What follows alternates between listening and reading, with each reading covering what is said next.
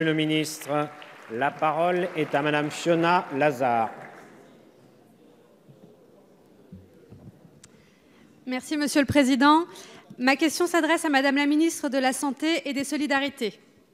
Madame la ministre, jeudi dernier, vous avez annoncé un plan gouvernemental de lutte contre la pauvreté. En France, depuis des années, la situation ne s'améliore pas, avec un taux de pauvreté qui reste établi autour de 14%. La pauvreté touche aujourd'hui 9 millions de personnes, dont 3 millions d'enfants. De nombreuses familles en souffrent au quotidien. L'urgence de la situation est évidente. Les Français attendent de nous que nous soyons responsables et luttions efficacement contre la pauvreté. Il est temps de trouver les solutions concrètes pour que personne ne soit plus laissé au banc de la société et aucune piste n'est à écarter.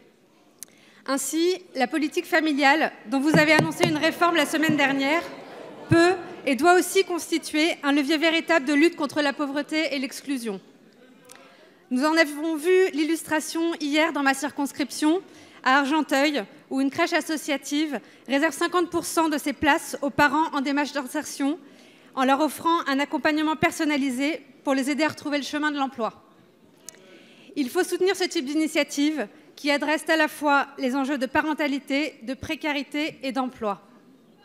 Ainsi, dans le cadre de la réforme de la politique familiale, pouvez-vous nous préciser quelles mesures concrètes vous entendez proposer pour accompagner les familles touchées par la pauvreté et notamment les mères, le plus souvent sujettes à la précarité de l'emploi?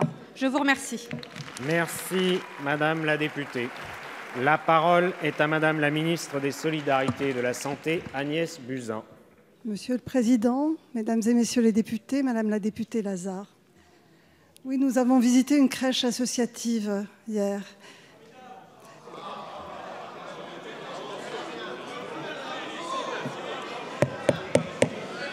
Et cela m'a permis d'annoncer les mesures en faveur des familles les plus défavorisées de notre pays, et notamment les familles monoparentales. Je voudrais rappeler aujourd'hui que 3 millions d'enfants vivent en dessous du seuil de pauvreté de 1 000 €.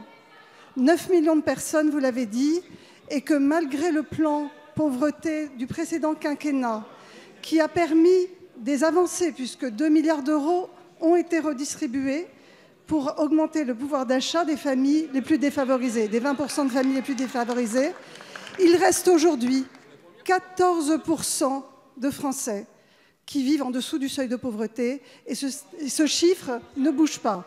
Une des raisons pour lesquelles ces familles vivent en dessous du seuil de pauvreté, c'est les difficultés d'insertion.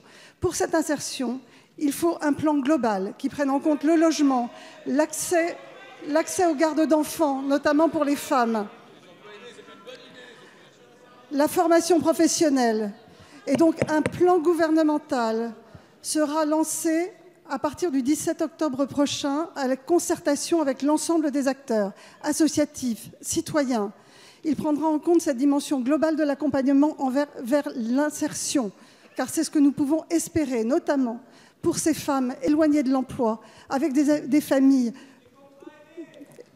ces femmes éloignées de l'emploi, pour lesquelles j'ai annoncé ce matin une mesure d'aide à l'accès à la garde d'enfants, une augmentation de 30% de l'allocation dédiée à la garde des enfants. Merci, Madame la ministre. Je vous remercie.